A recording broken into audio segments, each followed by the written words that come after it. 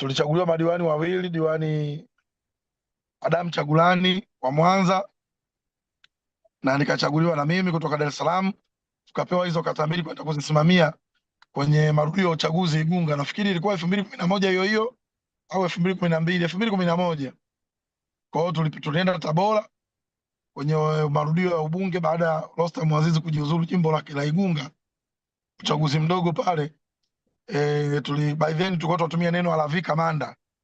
Ukipewa kusimamia kata kama kamanda wa kata, wewe unakuwa ni alavi kamanda. Kwa hiyo mimi nilikuwa alavi kamanda wa kata ya Mwashiku na Choma cha Nkola ambazo ziko kwenye jimbo la Igunga, na kwa bahati nzuri tulifanya vizuri sana, na baadaye tulikuja kuongezewa nguvu kwa kupewa madiwani wa viti maalumu ambao mchango wao mkubwa ulikuwa ni kutuletea magari.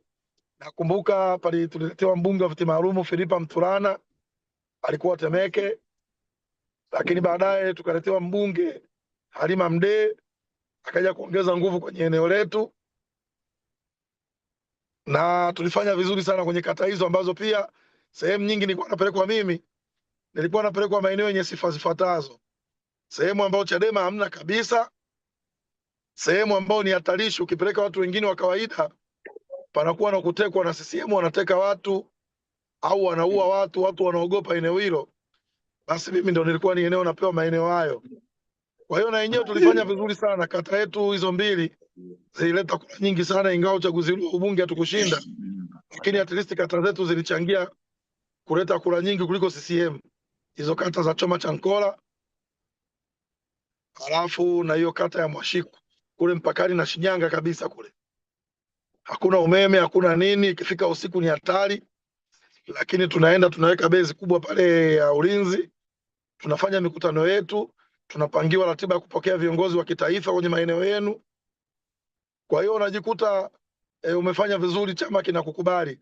Operation iliyofuata nikapewa operation ya marudio ya uchaguzi mdogo Chalinze, baada ya kifo cha mbunge wa CCM Saidi bwana mdogo wa pale Chalinze. Tukawa na marudio ya uchaguzi mdogo. Yale marudio alikadhalika nikapewa kata ambayo ni ngumu vile vile kata mbili. Kata ya kwanza ilikuwa ni ya Rugoba na kata ya pili ni ya Msoga. Sasa ile kata ya Msoga ndo nyumbani kwa Kikwete, ndo Kikwete rais, pana Ikulu ndogo.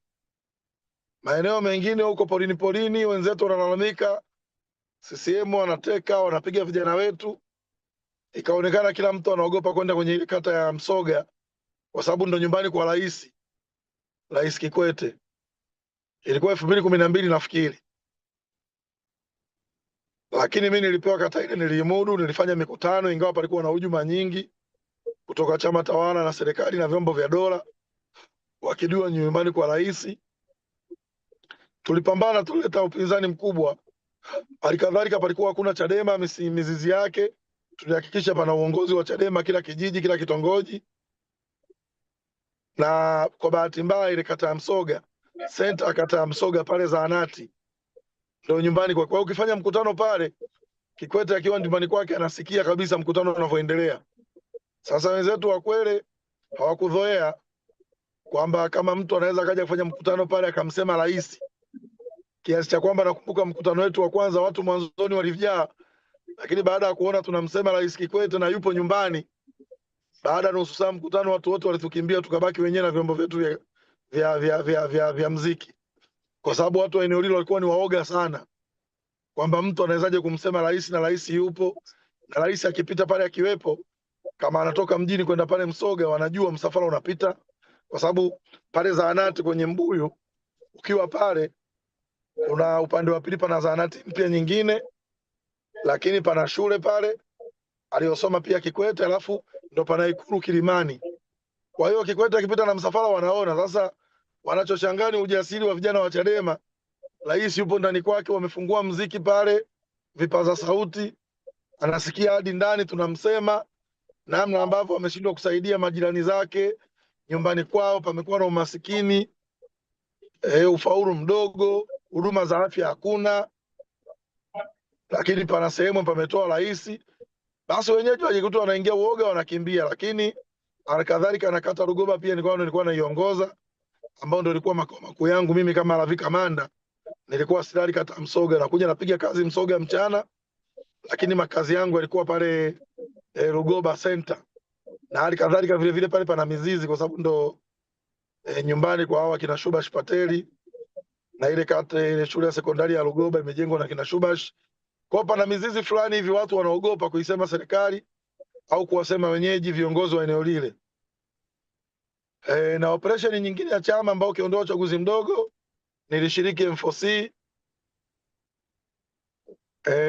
ambayo ilianza Mtwara na Lindi, lakini baadaye tukaendelea mikoa ya Morogoro na Iringa mpaka anakufa Mwangosi Iringa. Sisi ndo tulikuwa eneo la tukio Nyololo siku ile asubuhi tumetoka pale Iringa mjini kwenda kufanya operation kata ya Nyololo Mafinga, ambako polisi walituambia tusifanye kupisha zoezi la sensa. Kwa hiyo tangu tunatoka Morogoro tunazuiwa kwamba tusiende Iringa, lakini tulienda tulikuwa tukiongozwa na Dr. Slaa, na baadaye tulipofika Iringa polisi walizuia tusifanye shughuli zetu Mafinga. Kwa hiyo ilichaguliwa timu ndogo ambayo viongozi tusiwapeleke kwa sababu ya riski ya polisi wameenda wengi na wenyeji wanatujulisha, lakini vijana wenye ujasiri twende wachache na tuhakikishe pale mikutano ina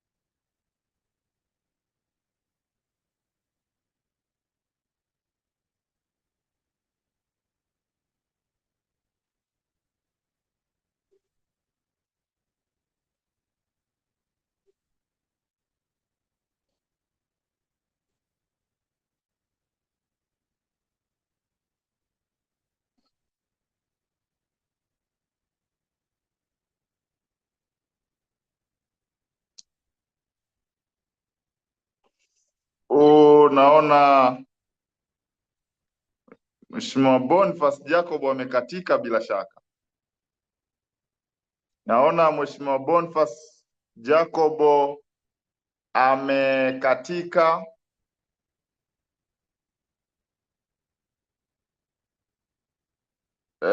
Ninaomba nipitie maswali. Kuna mwandishi wa habari wa Mwananchi anaitwa Elizabeth. Aliuliza swali kwamba ni kwa kiasi gani Chadema imeathirika kutokana na zuio la kimahakama.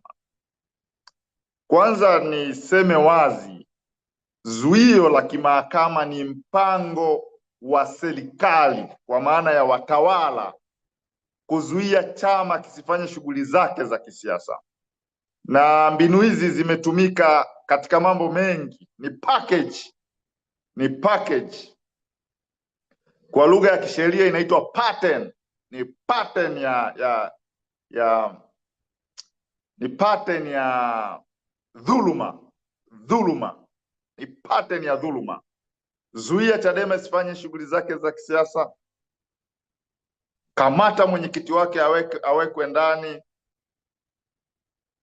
vunja miguu watumishi wa chama ambao wameenda kwenye kesi ya mwenyekiti pale mwezi Aprili mwaka 2020 ngapi, poteza vijana wa chama wenye ushawishi kama Mdude Nyagali, Soka, Dionis Kipanya, kamata, wape kesi za uhaini na ugaidi kama mzee Bujoro ambaye yuko gerezani mpaka muda huu, Yohana Kaunya katibu mkuu mstaafu wa Bavicha ambaye yuko gerezani mpaka muda huu.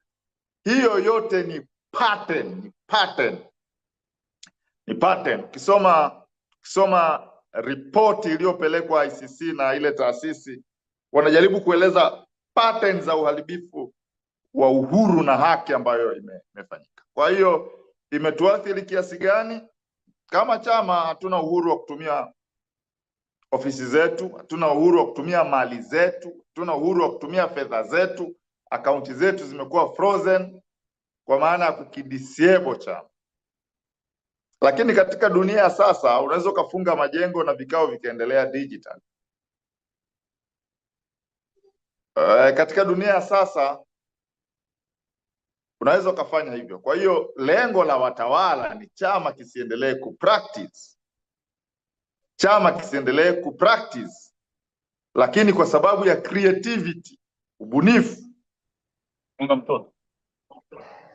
tumeweza kuendelea na shughuli zetu hata katika mazingira duni na magumu zaidi. Kaka Boniface, ulitutoka kidogo, karibu uweze kuendelea. Asante, sijui nilishia wapi, naona tatizo la mtandao kidogo. Ulikuwa unajaribu kuelezea, umepita maeneo mengi kidogo, umetoka kule kwa mzee Mkapa,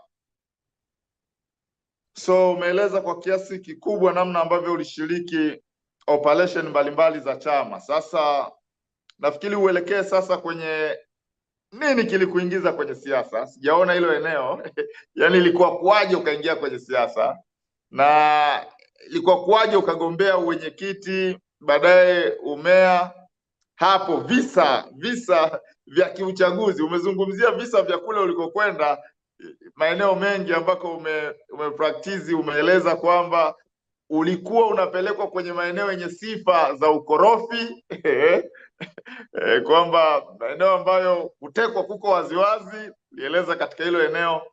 Kwa hiyo ukijumlisha yote hayo unaweza ukapata kuconnect ulipoishia, pamoja na kama kijana mdogo uliingiaje kwenye siasa, vikwazo vilikuwa ni vipi, opportunities zilikuwa zipi, ukawa Boni uliyekuwepo hapa leo. Karibu.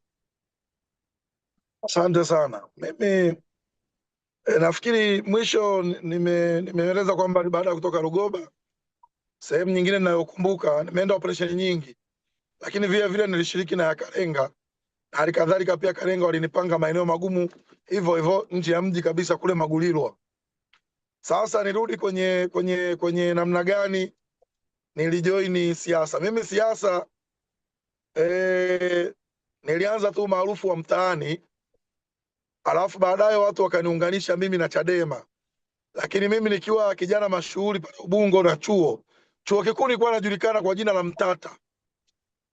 Tulikuwa tukipanga mgomo wote chuo, sekta ya kwamba watu watoke madarasani waandamane ilikuwa ni sekta yangu. Kwa hiyo watu wengi waliosoma 2004, 2005, 2006 mpaka 2009, 2010, jina maarufu kabla ya kujua naitwa Boniface Jacobo, jina langu lilikuwa linajulikana Mtata. Mtata ni kwa sababu wenzangu tukienda Level Square tulikuwa tumegawana majukumu pale na baadhi ya watu. Kuna wenzangu watahutubia na kueleza kwa nini tunapaswa tugome, lakini modality ya njia za kugoma, maandamano ndani ya chuo tunapita wapi, na kesho tunakutana saa ngapi, na tukikubaliana hakuna kuingia darasani, hakuna kuingia darasani. Sasa ile sekta ya kupita na viboko madarasani kwa wale ambao walikuwa wanajifanya soma wataki migomo vioni, hiyo ndio ilikuwa hiyo ndio ilikuwa sekta yangu. Kwa ile kitendo cha kusema tu Mtata anakuja, watu wanakimbia wanaenda sehemu tuliyokubaliana kuanzia maandamano au kuanzia mgomo, nikajikuta maarufu pale chuo kikuu cha Dar es Salaam, jina langu linaitwa Mtata, ndio jina maarufu. Nakumbuka wenzetu kwenye harakati hizo tulikuwa na watu wengi, wakina Dadi Gogo, sasa hivi CCM, walikuwa Chadema, sasa hivi CCM. Tulikuwa na wengine sasa hivi ni viongozi wakubwa wa jeshi la wananchi. Tulikuwa na mablaza ambao walitutangulia kutufundisha harakati hizo, wakina Tweve alikuwa mwanasheria au sijui yuko wapi. tulikuwa na ndugu zetu ambao tuliwakuta pale mwaka mmoja mbele, wakina Julius Mtatiro, tulikuwa na wenzetu wakina Steven Wawawa, huyu bado mwenzetu. Mtatiro sasa hivi CCM, mkuu wa wilaya Shinyanga. Tulipomaliza alianza CUF, baadaye amemaliza harakati zake CCM. Tulikuwa na wenzetu wakina Gwakisa Mwakasendo, alikuwa Chadema, na sisi nyuma yetu tulikuwa na vijana ambao wako nyuma yetu, na wakina Mwampamba walikuwa dasi ule Kisarawe, wale walikuwa nyuma yetu. Lakini vile vile tulikuwa na vijana wengine wakina Josephat Msanga, sasa hivi ni wakili. Tulikuwa na wenzetu wakina Matias Kipala. Matias Kipala alikuwa ni mwenzetu, baadaye alitimkia CCM na kwenda kugombea CCM. Tulikuwa na vijana wengine wadogo tulikuwa tuna recruit pale UD, ikiwemo wakina Aliapi, yule ni kijana wetu, na kuna kipindi alifukuzwa, mimi ndo nilimuhifadhi asirudi nyumbani kwao Tabora. Kwa hiyo harakati zile za chuo kabla ya kuunganishwa na Chadema, tulikuwa tuna umaarufu mkubwa wa kuendesha harakati zetu ndani ya chuo kikuu cha Dar es Salaam na harakati mbalimbali, na baadaye tulisimamishwa chuo kwenye uchaguzi ambao tulimsimamisha kugombea urais wa chuo Mganda, alikuwa anaitwa Odong Kefa Silas Odwa. Huyu ndo alisababisha tukasimamishwa chuo. Mimi, wakina Wawa, wakina Silinde tulisimama chuo kama miezi miwili mitatu hivi na wakina Silinde, na baadaye tuliitwa mpaka na mkuu wa chuo kwenye mgomo huo, na mgomo ulikuja ni kwa sababu chuo kilimzuia mgombea wetu ambaye ni Odong Kefa Silas Odwa, alikuwa Mganda, huyu baba yake yuko exile Uingereza. Chuo kikatuambia sisi sio wazalendo, inakuwaje State University tunamsimamisha urais Mganda? Je, sisi tukienda Makerere panaweza Mtanzania akawa kiongozi kule wa wanafunzi kwenye chuo kama kile cha Makerere? Lakini baada ya kushindana kwa hoja na maprofesa, kipindi kile mkuu wa chuo Mkandala, tukawashinda kwa hoja. Ikiwa imebaki siku moja uchaguzi kufanyika na wakajua mgombea wetu anashinda, wakamdisqualify dakika za majeruhi. Hapo chuo akikukalika.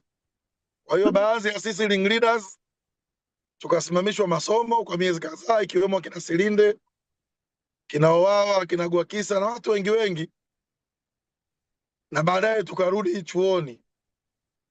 Lakini mwaka mmoja mbele tukiwa tumesimama chuo, tukamrudisha Matias Kipala, ikiwa ni miongoni mwa kwenye kundi letu, na yeye tukamsimamia mpaka akashinda urais chuo kikuu cha Dar es Salaam. Baada, kwa sababu Odong alikuwa anaingia baada ya kina Mtatiro. Alafu Odong ilivyoshindikana na uchaguzi ukaahirishwa, akaja Matias Kipala. Hiyo ni rejimu yetu ambao tulikuwa front kabisa vijana, ambao uchaguzi ule ulisababisha mpaka chuo kikafungwa, kwa sababu serikali na chuo waligoma kabisa kumwacha Odong Kefa Silas Odwa agombee na awe mgombea urais ashinde. Wakaona ni bora kumtoa, na alipigwa patriation na ndege ya jeshi kurudishwa kwao Uganda, na drama nyingi za kuonekana alikuwa na kadi za CCM na nini, kitu ambacho ni uongo, kwa sababu sisi tulikuwa ni washikaji zake, na baadhi tulikuwa ni timu ya kampeni ya Odong Kefa Silas Odwa, tunazunguka naye kwenda Dusa. Na kipindi hicho chuo kikuu ukigombea urais huko main campus, Alizi wanapiga kura, Dusa wanapiga kura kumchagua mkuu wa chuo na nini, rais wa Daruso, na kile chuo cha uandishi wa habari kule kinapiga kura, chuo cha umeme cha electrical engineering, sio electrical, chuo cha mawasiliano kile communication, telecommunication, kile cha mawasiliano pale viwanja vya posta, chenyewe nacho kinapiga kura. Kwa hivyo vilikuwa ni vyuo vikuu vishiriki, na wenyewe vina wanafunzi wake wanashiriki kuchagua, na kile chuo cha marine cha uvuvi kile cha Kunduchi, hizo ni campus tulikuwa tunatembea na Odong Kefa Silas Odwa tukiwa na Costa ya timu ya kampeni kwenda kuomba kura. Kwa hiyo ule maarufu na harakati zetu za chuo zilisababisha tukakutanishwa na Chadema, ndio tukakutana hapo na Kitila, tukakutana huko na kina Mnyika, tukakutana na kina John Mlema by then, na tukaanza sasa kuambiwa sisi itikadi zetu na falsafa zetu zinafanana na chama kipi cha siasa, na mdogo tukaanza vikao nje ya vijana wa chuo, tukaanza vikao na Chadema kufanyiwa recruitment, na By then tulikutana, yani sisi kukubali kwamba tunafanya harakati sasa za Chadema tukiwa ndani ya chuo. Mkutano wa kwanza kumwalika Dr. Slaa na kina Mbowe na kina Mnyika wa official viongozi wa Chadema tuliufanya ukumbi wa DDC, kwa sababu ndani ya kampasi ya chuo tulikuwa tunakatazwa kufanya harakati za siasa, lakini nje ya chuo wanafunzi wa chuo wakatazwa kufanya harakati za siasa. Kwa hiyo tulifanya harakati zetu, tukafanya mkutano mkubwa wa DDC ambao tulialika vijana nadhani wa chuo zaidi ya 2000, tukakutana nao hapa DDC Mlimani na viongozi wa Chadema kina Dr. Slaa walikuja kuhutubia. Na baada ya hapo ndo sasa mimi pale mtaani wananihitaji nigombee serikali ya mtaa, wakaniunganisha. Sasa utakumbuka nilikuwa naungana na siasa za chuo na Chadema, lakini kwa mtaani kule sijui viongozi wa Chadema ni wakina nani. Kwa hiyo kwa sababu tayari na mtaani nilikuwa nina jina kuonekana ni mwanaharakati machachari, kijana mdogo, viongozi wa Chadema wa mtaani wa jimbo la Ubungo walifuatwa na wananchi kuambiwa, hapa tunahitaji kijana mtaani kwetu, kuna kijana yuko chuo kikuu cha Dar es Salaam tunahitaji agombee. Kwa hiyo ni Chadema ndo waliitwa na wananchi kuja kuunganishwa na mimi kutoka jimbo la Ubungo. By then mwenyekiti wa jimbo la Ubungo alikuwa anaitwa Michael Peter Haweda, sasa hivi ni kada wa CCM huko Karatu, lakini by then alikuwa ni mwenyekiti wa jimbo la Ubungo. Na Mnyika alikuwa ndo kijana anachipukia, bado hataji hawa mbunge hapa jimbo la Ubungo. Kwa tukajikuta tunaunganishwa na kina Mnyika kwenye siasa sasa za jimbo la Ubungo na kuanza kufanya shughuli za kitawi, kata na jimbo la Ubungo kupitia kina Michael Haweda. Katibu wa jimbo by then alikuwa ni mtu anaitwa alikuwa anaitwa Makwilo, Rashid Makwilo, na neno sio Makwilo, jina la kwanza sikumbuki nani, lakini wa mwisho alikuwa anaitwa Makwilo ambaye sasa hivi naye amerudi CUF. Kwa hiyo hivyo ni namna ambavyo nilikutana na Chadema katika mazingira ya siasa za chuo, na nilivyorudi mtaani nikakutanishwa na Chadema kwa maana jimbo la Ubungo. Na baadaye kata ya Ubungo palikuwa mtu mmoja tu Mwakajwanga, alikuwa ni katibu wa Ubungo. Ndo alinipa fomu za kugombea mwenyekiti wa mtaa wa Ubungo Kisiwani, na hatimaye sasa nikawa ni active member wa Chadema, kwa maana nawajibika vikaoni na majukumu, nafanya shughuli za kichama, ukiondoa zile ambazo nilikuwa nafanya chuo kikuu cha Dar es Salaam. Naam. Oh, shukran sana. Leo ndo nimejua siri, kumbe ulikuwa unapelekwa maeneo yenye utata sana. Yenye maeneo yenye utata sana kwenda kwenye nani. So katika maisha yako ya kisiasa unaonekana ulianza ukiwa kijana sana. Vijana wa mtaani ndio wanakuambia kwamba wanaitafuta Chadema, wanasema tuna mtu wetu huyu hapa tunataka agombee. Swala la pesa wakati wa kugombea kwa kijana wa mtaani, kuna mambo ya PA system, mikutano ya hadhara na nini. Uliwezaje kugharamia kampeni zako ukiwa bado kijana mdogo kabisa kwenye masuala haya ya kiuchaguzi? Karibu. Nashukuru sana. Mimi bwana kutokana na uzoefu wangu wa chuo, zile kampeni za chuo, kwa sababu nikiwa University of Dar es Salaam nilikuwa ni active nilikuwa ni active student wa kushiriki siasa za ndani ya chuo. Moja ya kitu ambacho nilitoka nacho chuo kikuu cha Dar es Salaam ambacho nilijua nakiweza hata kama sina hela ni kutengeneza vipeperushi vya black and white, kwa sababu tukiwa vijana wa chuo tunagombea urais, tulikuwa tunaenda Kariakoo kule Jangwani, tuna print vipeperushi vya black and white. Kwa hiyo mimi nilipogombea serikali ya mtaa nilienda kuchapisha tena kule Kariakoo Jangwani vipeperushi vya black and white hivi mnavyoviona hivi, ukiwa barabarani vinasema sijui mganga kutoka Sumbawanga nini, wanasambazaga vile vituoni. Vile ni most of the cheapest way ya campaign. Kwa mfano vile vipeperushi 30,000 unaweza kutumia shilingi 10,000 kuviprint. Vipeperushi 30,000 bando la vipeperushi 30,000 tulikuwa tunatumia shilingi 10,000 kuviprint. Kwa hiyo nikitaka kuchafua mtaa, kila mtu apite kila kona za mtaa, nikiwa na shilingi 30,000 naenda kupeperuka kutengeneza vile black and white.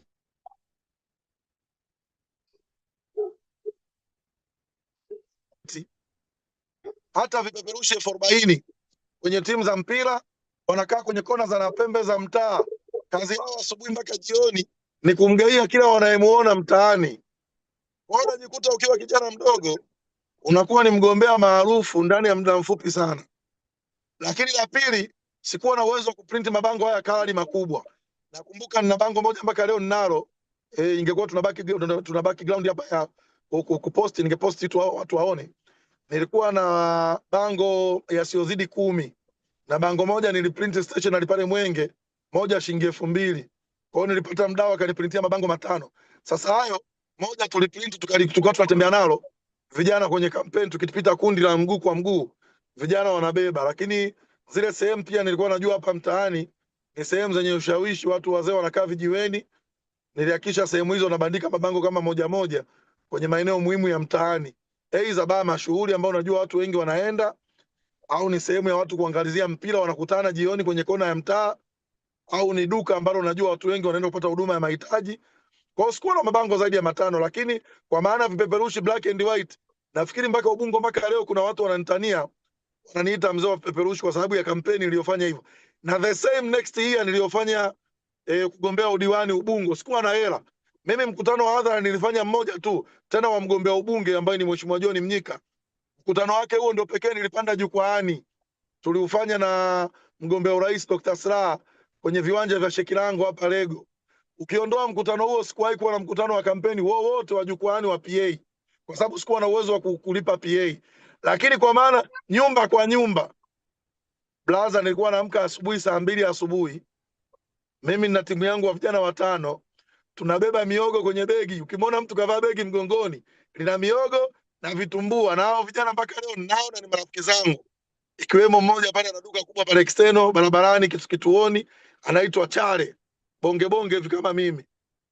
Wale walikuwa wanakuja asubuhi, wananipigia simu, tumefika nyumbani nje. Nikifika pale nje tunanunua vitumbua vya kutosha, miogo ya kutosha, mmoja anavaa kwenye begi mgongoni. Tunatembea mtaa kwa mtaa, mitaa yote 5 kata nzima. Lakini tunapanga kama leo Jumatatu au Jumanne tunaenda mtaa huu, siku hiyo tunamaliza mtaa. Kesho tunaenda mtaa B, kesho kutwa mtaa C, siku nyingine hivyo. Tukimaliza rotation tunapumzika, siku nyingine tunaamka hivyo. Kwa hiyo ndani ya muda mfupi kata yangu nikawa ni maarufu, mgombea maarufu. Tena nilikuwa nagombea na mtu tajiri sana, by then alikuwa ni wakili wa Richmond, alikuwa mgombea wa CCM, anaitwa wakili Adieli Kitululu. Alikuwa ni wakili mkubwa wa kipindiko Richmond maarufu. Yeye ndo alikuwa kampuni hiyo, ndo ni wakili wake. Ukienda pale nyumbani kwake ni kasi. Mimi nilikuwa niko ghetto tu, chumba kimoja. Lakini kwa maana kutembea vijiwe kwa kijiwe, nyumba kwa nyumba, nafikiri nilimzidi maarufu, nikawa ni mgombea maarufu kwa sababu kwanza nina shati moja, nikipita watu wanajua yule mgombea wa Chadema ni huyo. Pili, sina baskeli, sina pikipiki. Kwa hiyo watu wanajua kwamba yule ni mgombea wa Chadema. Na wapinzani wangu mmoja ya sifa walikuwa wananiambia tutamchaguaje diwani ana nyumba, anakaa chumba kimoja cha kupanga. Nikawa hiyo propaganda nikipita naambia mimi ndo diwani safi. Ukija kwangu hamna geti, hamna mbwa, hamna mlinzi, hamna appointment. Ukiona tu diwani mlango uko wazi unajua yupo. Kwa hiyo tulianza kujibu propaganda za kuonekana masikini, zikawa ni sifa za mgombea na watu wakanipenda namna nilivyokuwa nazijibu. Kwa hiyo udhaifu wangu wa kukosa gari, kukosa PA, kukosa pikipiki ndio ukawa uimara wangu wa watu kunipenda, kwamba diwani msera, diwani anapatikana na diwani wa namna hii ndio tunamhitaji. Kwa hiyo nikaliangusha janti ambalo lilikuwa ni tajiri, alikuwa wakili mwenye uwezo, alikuwa ni mtu mwenye uwezo. Hata pale mtaani utagundua wagombea wake tu wale wapambe wake walikuwa wanapewa pikipiki mtu mmoja mmoja. Sasa mimi hata hiyo pikipiki wanapewa wapambe sina, lakini nikaibuka kidedea 2010 nikawa diwani. Kwa hiyo hapo sasa nikaanza kuingia kwenye siasa za wilaya, mkoa, kitaifa, mpaka leo nimefika hapa nilipo. Umenifurahisha sana kwamba moja kati ya sifa ulikuwa na shati moja. Kwa hiyo kama kuna kijana anayekusikiliza sasa, Boniface Jacob ana historia pana sana. Tena ile shati pambalo nilikuwa sina uwezo wa kushona combat kama hii. Kwa hiyo shati lilikuwa la kaki, nilinunua Manzese Mtumbani. Nafikiri alikuzidi shilingi 10,000. Kwa hiyo lilikuwa linafanana na combat. Sasa chini navaa suruali nyeusi, ila juu navaa lile shati. Kwa hiyo ukiliona hivi ni kama combat, lakini kwamba ni shati la kaki la mtumba. Kwa hiyo sina combat ya kubadilisha. Kwa hiyo usiku nikirudi jasho nalifua, asubuhi ninakula pasi. Kwa hiyo inaonekana ni shati lile. Kwa hiyo chini tu ndo nabadilisha, aidha suruali nyeusi au jinsi au kadeti, lakini juu kwa kuwa sina combat ni shati langu la kaki tu ndo lilikuwa uniform yangu. Kwa hiyo nikisema shati moja maana yake ni mwanzo wa kampeni mpaka mwisho nilivaa shati hilo hilo. Okay. Nafikiri kuna kijana anayekusikiliza anayedhani kwamba kuingia kwenye siasa mpaka uwe na vitu vingi sana.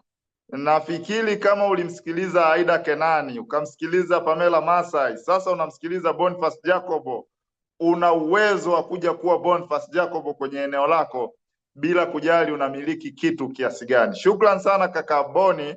Nataka ukatupitishe ulipokuwa meya. Kuna mambo gani ambayo umeyafanya leo watu wa Ubungo wakiyaona wanasema this is the footprints of Boniface Jacobo? Karibu kaka. Asante kwa sana. Kwanza mambo ambayo nilimaka ambayo Chadema, na kwa maana mimi binafsi na Chadema havitosahaulika pale manispaa ya Kinondoni. Unajua Pambalu, kabla mimi kuwa meya, kitu kinaitwa mikopo ya wanawake, vijana na watu wenye ulemavu. Mimi nimekuwa meya 2016, lakini mikopo ya wanawake, vijana na watu wenye ulemavu kwa mujibu wa sheria ilipitishwa tangu 2004.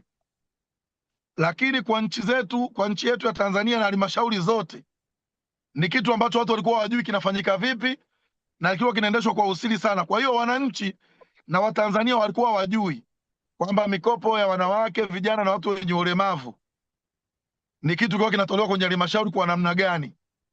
Mimi nilipokuwa meya ndo chanzo mpaka leo hii unajua nchi nzima kila mtu anajua kwamba kuna mikopo ya vijana, wanawake na watu wenye ulemavu.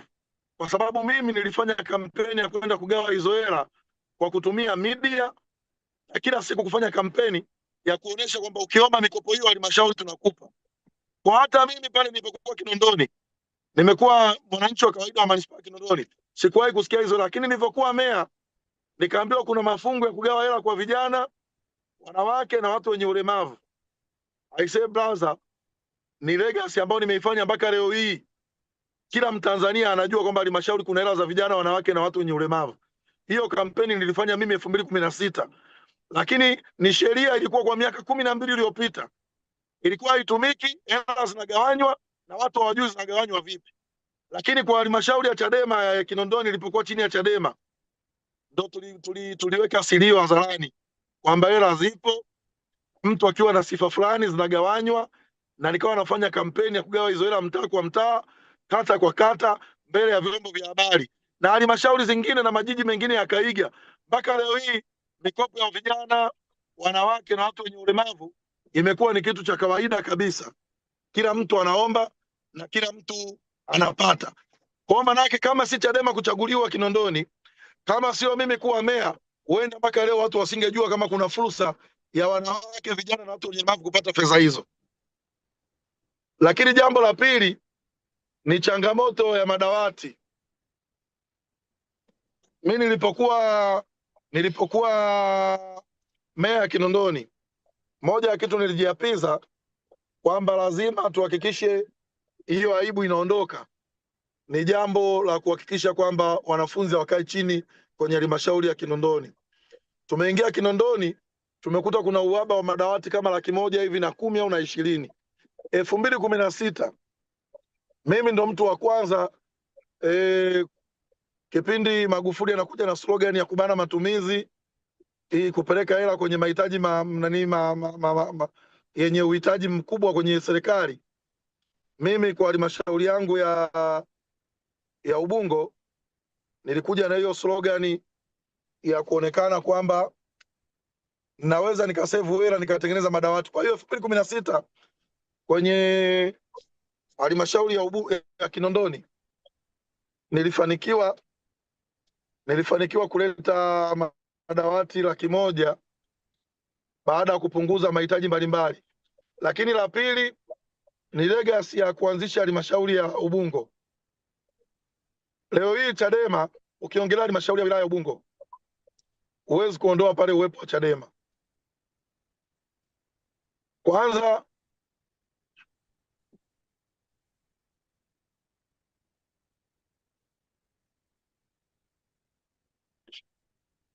unasikika, endelea, unasikika. Cha kwanza kabisa samani kidogo, naona kuna mwingiliano hapa mtandao. Cha kwanza kabisa Ubungo ni kutafuta lile eneo la kwamba tuweke wilaya wapi. Lile eneo hatukununua bwana Pambalo, naamini wangekuwa CCM pale zingeibiwa. Lile eneo palikuwa na viwanja vya National Housing. Mimi nikiwa meya Ubungo nilimfuata mkurugenzi wa National Housing by kipindi hicho alikuwa Nehemia Mchecho. Kwa hiyo nilimfuata ofisini kwake nikamwomba moja ya viwanja vya National Housing akanigaia. Kwa hiyo alivyonigaia kile kiwanja sikutoa hata 100. Kile kiwanja ambacho leo ni makao makuu ya halmashauri ya manispaa ya Ubungo nilipewa bure na Nehemia Mchecho wa National Housing. Lakini vile vile mchoro tuliuchora wenyewe, namna gani makao makuu yakae pale tuliweka wenyewe. Na kipindi hiko tulikuwa tumekodi jengo binafsi kule Kibamba, lakini tunalipa milioni 200 kama na 40 kwa mwaka. Mimi ni moja kitu ninachojivunia, tulienda kuanzisha majengo makao makuu ya halmashauri ya mabati. Tuligonga mabati, ofisi za mabati pale Rugu, eneo la National Housing, na tukaambiana mwaka huu mwisho kukodi hii milioni 240 tunayopata kumkodisha huyu mwenye eneo ambao yeye alikuwa zamani ni eneo la shule, ndio ikawa ni maeneo ya muda. Tukaacha eneo lile la kukodi, tukaenda kuanzisha halmashauri ya mabati. Kwa ofisi ya meya na mkurugenzi ya kwanza pale Luguruni, kabla hili gorofa kulijenga ambao tumelijenga sisi, tulienda kugonga mabati, tukakatakata partition, ikawa ni ofisi ya meya na mkurugenzi ya mabati. Kwa hiyo nikiongea leo, nikiona halmashauri ya Ubungo tunapita tunaona ina magari, kuna jengo liko pale makao makuu ya halmashauri ya Ubungo, huwezi kuondoa uwepo wa halmashauri ya Ubungo na Chadema. Chadema tulitafuta eneo, tukaweka ndoto za kujenga, tukachora lile jengo, lilichorwa na dada moja alikuwa ni mtumishi wa halmashauri. Tena kipindiko walikuwa ni kibarua wa kujitolea, architect.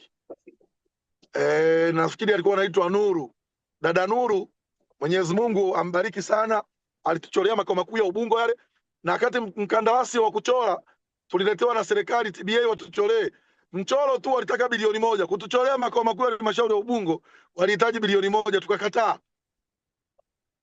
Tukamuomba yeye ni architect, akatuchorea jengo la kisasa ambao leo ndo naliona pale limechorwa na mdada ambaye hata hakuwa mtumishi wa TAMISEMI, alikuwa ni volunteer tu katika ofisi ya uhandisi, alikuwa anaitwa dada Nuru, akalichora.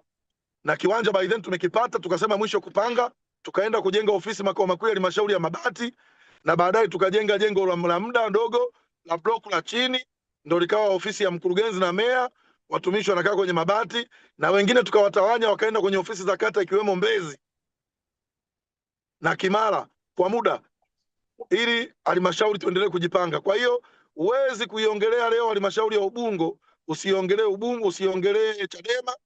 Huwezi kuongelea Ubungo usimuongelee mstahiki meya wa kipindi ambacho ni Boniface Jacob.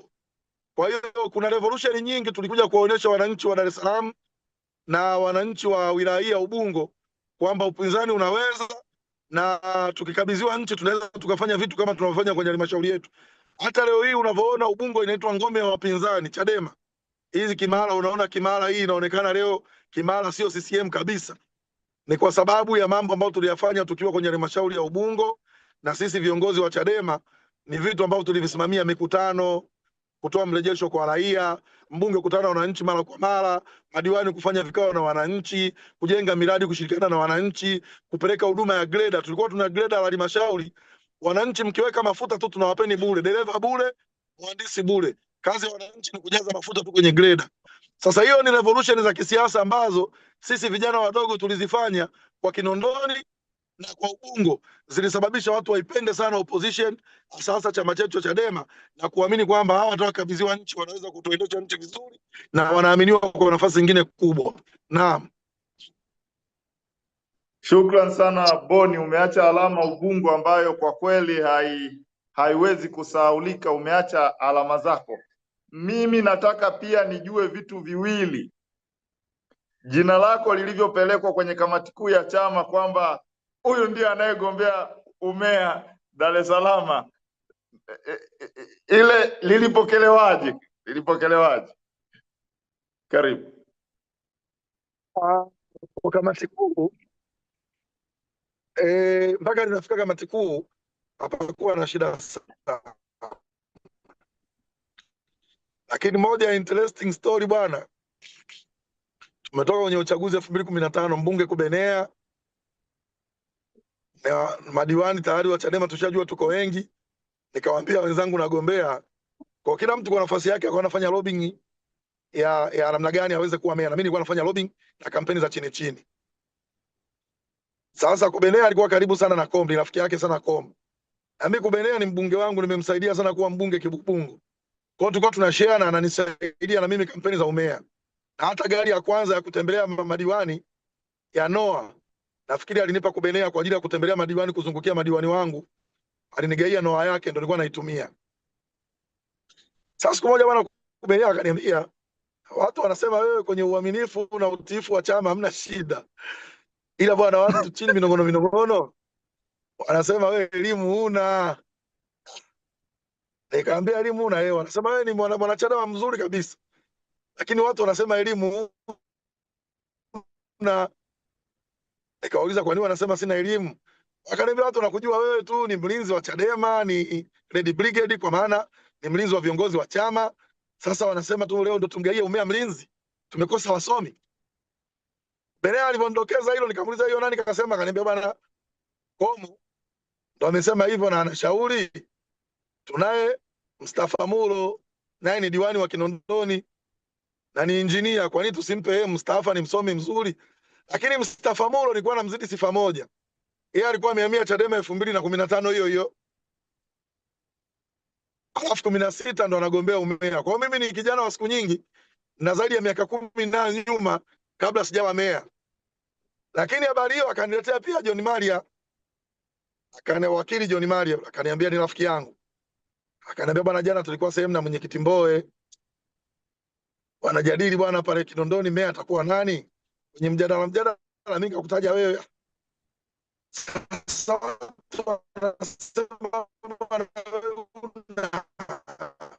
elimu, nikasema haiwezekani, Boni mimi ninachojua umenishinda, sina vielelezo. Kwenye mjadala watu wote mezani wanapinga bwana Boni hajasoma. Ni kweli mtiifu wa chama, ni mlinzi, lakini sio msomi. Kwa hiyo ikabidi nianze kuwapostia picha zangu za kugraduate chuo kikuu cha Dar es Salaam na matokeo yangu. Lakini hiyo ikanifundisha Watanzania wengi bwana, wakiwa wasomi hawategemei hizi kazi ndogo ndogo kuzifanya. Kwa hiyo mimi kwangu sikiona kama ni kukatishwa tamaa, ilinipa morali kwamba kumbe ukifanya hizi kazi za ulinzi za nini ni kama watu wanaziona ni kazi anafanya mtu wa chini. Mimi pamoja ni graduate wa chuo kikuu, tena sio tu graduate wa chuo kikuu, pia nilikuwa nimeajiriwa na ualimu Bagamoyo kwa muda kama miaka 3.